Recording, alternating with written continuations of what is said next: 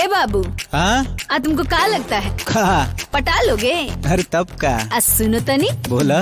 पटना की लड़की पटेगी नहीं, अच्छा दिल्ली की दिल बेटा देगी नहीं, काहे हो? आरा की लड़की आर पार कर देगी, दिलवा पे धाए धाए वार कर देगी, छपरा की लड़की तो फाड़ डालेगी, भलो ही जवानी अच्छा डालेगी। समझे?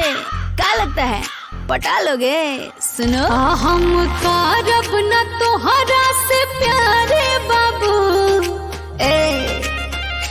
हम कारब न तोहरा से प्यारे बाबू, भला ही डाल दे हो, भला ही डाल देब जवानिया आचार्य बाबू, भला ही डाल देब जवानिया आचार्य बाबू।